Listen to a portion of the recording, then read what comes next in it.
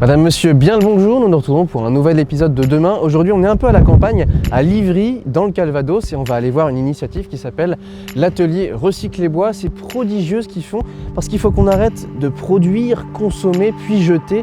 C'est un fabuleux exemple d'économie circulaire. Allons les voir, c'est parti.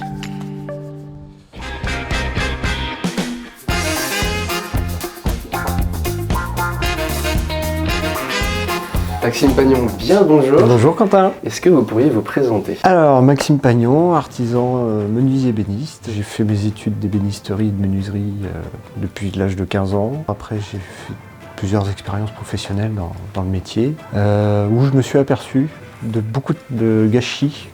C'est ça qui m'a... Au niveau du bois?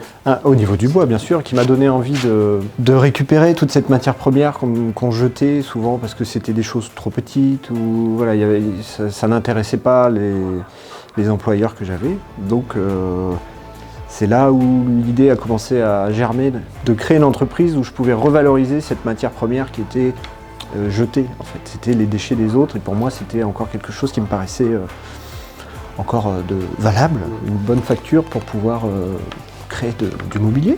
Ça a été un déclic pour créer Atelier Recycler Bois. Atelier Recycler Bois que j'ai créé après, oui, ça fait déjà 7 ans, 2013, où j'ai créé Atelier Recycler Bois à partir de cette idée de revaloriser les déchets, donc là des entreprises, mais aussi des particuliers qui jettent du vieux mobilier parce qu'ils ne savent plus quoi en faire, c'est plus au goût du jour. Voilà, beaucoup trop grand, donc personne n'en veut, donc ça va partir à la déchetterie, donc voilà, les gens me contactent, me demandent si ça m'intéresse, et je viens démonter tout ça, et les repasser tout ça à la machine, la scie raboteuse, pour pouvoir récupérer des sections de bois. Et en faire du nouveau mobilier. Et pour, voilà, leur donner une seconde vie. C'est quoi l'intérêt écologique de l'Atelier Recycler Bois? Eh ben, ne pas réutiliser de bois sorti de scierie, on va dire, d'une scierie qui va abattre des arbres, redébiter des planches, et nous, voilà, normalement c'est comme ça que ça se passe. On va chez le scieur et on récupère des billes de bois. Il y a un peu de travail à faire de recherche pour éviter de faire plus de déchets et revaloriser le plus possible voilà, ces déchets-là. Donc là on est au cœur de l'Atelier Recycler Bois, c'est l'atelier, c'est ça? C'est l'atelier, oui. C'est là où la magie s'opère. Voilà, les espaces travail manuel, espace machine, le stockage est là-haut, voilà, c'est... D'ailleurs, on peut peut-être aller voir le stockage. Oui, avec toute la matière première, c'est parti. Alors Maxime, là on est dans la zone de stockage, où il y a plein de matières premières. D'ailleurs, comment vous la procurez, la matière première? Eh bien, tout d'abord localement, puisque c'est l'idée d'être le plus local possible. Donc la matière première provient de particuliers dans la région qui ont du vieux mobilier, des entreprises, des collectivités qui ont des fins de chantier ou des choses, ils ne savent pas quoi en faire, de la poutre. Voilà, il y a vraiment de tout. Du moment que c'est du bois massif, je prends. D'accord. Et c'est stocké ici? C'est stocké majoritairement ici, oui. Ok, ensuite c'est retraité en bas, on a vu avec l'atelier. Voilà, vu qu'il y a plusieurs essences de bois, il y a du résineux, donc du pin, du douglas, il y a plein d'essences de résineux. Je peux avoir du chêne, du hêtre, du frêne aussi, j'ai beaucoup de frêne en ce moment. Donc après, je choisis les essences dont j'ai besoin par rapport aux créations que j'ai à faire ou du sur-mesure. Et voilà, on descend et hop, au boulot. C'est quoi la différence avec la grande marque suédoise dont tout le monde parle? C'est quoi la différence par rapport à ce que vous faites ici, à l'atelier Recycler Bois? La différence, alors je ne sais pas si c'est comparable, mais c'est une grande chaîne industrielle, donc c'est fait en grande quantité, ce qui permet de réduire leurs coûts. Moi, c'est plus délicat, j'essaye de faire de la petite série pour faire la même chose, pour essayer de réduire mes coûts. Leur matière première est très variée, c'est beaucoup de panneaux. Ils ont du mobilier massif, mais majoritairement c'est du panneau qui a été, donc c'est du bois qui a été détruit, déchiqueté et recollé. Donc il y a limite plus de colle que de bois. Et une colle qui est... Les colles, comme tout ce qui est produit de finition, peinture et vernis, il y a ce qu'on appelle des coves, des composés organiques volatiles, qui se baladent dans notre atmosphère. Une fois que le meuble est installé chez soi, ça se dégage dans notre atmosphère, donc c'est des produits toxiques. On ne s'en rend pas forcément compte, ça a quand même une certaine odeur au départ, mais à voir dans 30 ou 40 ans ce que ça donnera dans nos poumons, dans notre organisme. Bon, souvent c'est fabriqué dans des pays où le coût de la main-d'œuvre est très basse. Donc c'est très difficile de comparer une grande chaîne industrielle à un petit artisan comme moi. Ces meubles-là, ils font un certain nombre de kilomètres, on imagine. Vous, localement, à l'atelier Recycler Bois, c'est vrai que c'est plutôt du circuit court en fait. C'est totalement la démarche aussi du circuit court et d'une économie circulaire. Enfin, le déchet est pris dans un rayon très court autour de l'atelier. Je recrée du mobilier à partir de ces déchets et ça repart dans un circuit court, donc sur des expos, dans des boutiques qui sont proches tout autour de l'atelier. Voilà, oui, tout à fait. Mais un petit artisan qui fait quasiment du zéro déchet parce que vous essayez un maximum de réduire effectivement l'impact. C'est très important, étant donné que je suis très sensible à ça puisque je récupère les déchets des autres. J'essaye de ne pas en produire, en tout cas au maximum. La conception des meubles, j'essaye de travailler dans des planches et de mettre le plus de pièces de bois à l'intérieur, donc pour minimiser les chutes. Ensuite, les chutes sont revalorisées avec ma collaboratrice qui crée aussi des petits objets en bois à partir de ces chutes-là. Et s'il reste encore des chutes, ça finit dans le poêle à bois pour me réchauffer. Les copeaux servent de litière, de paillage pour le jardin, pour les toilettes sèches.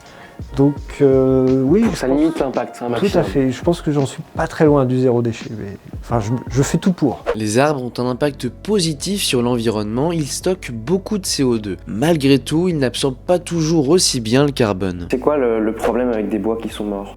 En fait, c'est des bois qui n'ont pas été à terme de leur croissance et qui ne stockent plus de carbone. Donc finalement, ils n'ont plus un intérêt. Ils n'ont plus finalement un intérêt pour cet aspect, effectivement. C'est un problème car 80 000 hectares de forêt normande sont en mauvais état, soit 20% des peuplements. L'association Normandie Forever elle développe un programme de compensation carbone au travers du reboisement.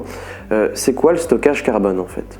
Alors le stockage carbone, c'est assez compliqué à expliquer. Pour vous faire simple, à travers le sol, à travers les plantes et le bois, on va stocker un maximum de carbone. La forêt française stocke en moyenne 550 tonnes de carbone par hectare, ce qui représente 4 millions de kilomètres effectués en voiture.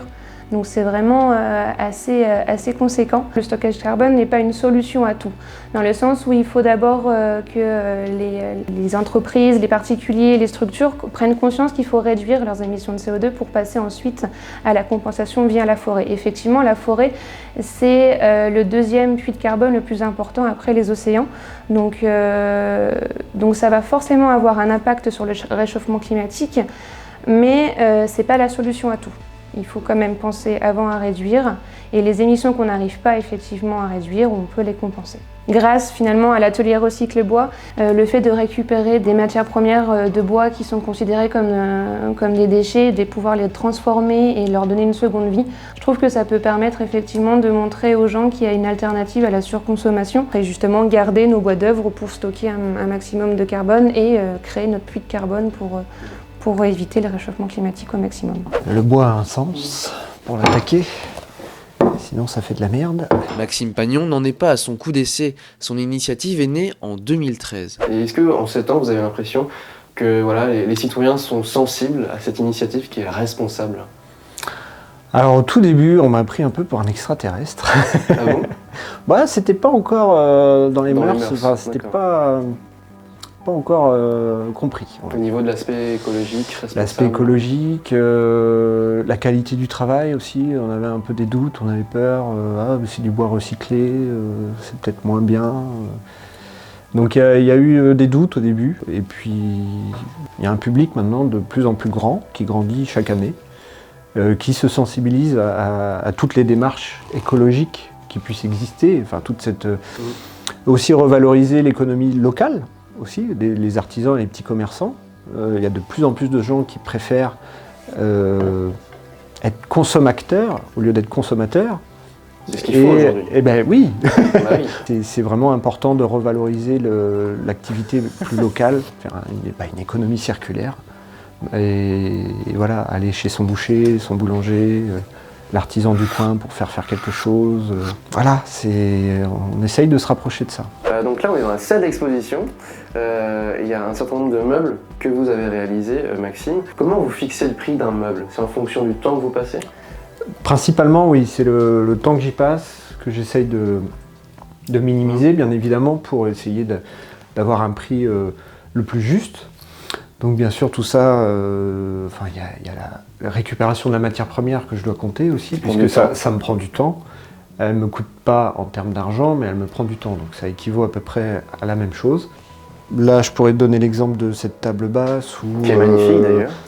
Merci. Où j'y passe à peu près 3 jours, globalement, entre l'assemblage du panneau, l'assemblage des pieds, la finition, puisque c'est des peintures et des vernis écologiques, bien évidemment, que j'utilise. Locaux en plus. Et locaux, oui, tout à fait, qui viennent de l'heure. Voilà, c'est calculé autant que j'y passe. Donc j'ai un taux horaire, puisque bien évidemment, il y a plein de charges dans l'artisanat, comme pour tout le monde. Voilà, il faut réussir à calculer ce coût-là. Il y a aussi la conception, puisqu'il y a beaucoup de choses, c'est des créations, donc il y a des prototypages, il faut le commercialiser, il faut faire la communication. Donc tout ça, malheureusement, il faut l'inclure un petit peu dans le prix aussi, dans le coût global. Donc faut le faire comprendre, il faut être le plus transparent, vis-à-vis des clients, et normalement ils le comprennent parfaitement bien. Et qu'est-ce que vous pourriez dire à des citoyens qui nous regardent pour les convaincre d'acquérir du mobilier éco-conçu que vous produisez? Après, il faut qu'ils soient sensibles à cette économie plus locale, donc fait en France, on va dire, pour faire plus large. Écologique et social. Écologique, social, puisqu'ils font travailler un artisan qui, grâce à ça, va pouvoir vivre, s'acheter à manger. Enfin voilà. Et moi, je vois de plus en plus de jeunes ébénistes qui apprennent ce métier-là, qui viennent vers moi par rapport à cette démarche-là, où ils sont sensibles, ils aimeraient comprendre, parce que ça, à l'école, ils ne l'apprennent pas. De revaloriser ces déchets-là, les défauts. Voilà, c'est une revalorisation de déchets et je pense que ça devient très important de nos jours, de sensibiliser aussi des futures générations. C'est un projet admirable sur bien des aspects qui nous montre que l'on peut faire beaucoup avec ce que l'on a déjà. L'atelier Recycler Bois crée de l'activité ici sur le territoire en créant des meubles respectueux de l'environnement et de la santé. Il faut absolument qu'on soutienne ce genre d'initiative en France et même au-delà, car ne l'oublions pas. Demain se joue dès maintenant, alors agissons.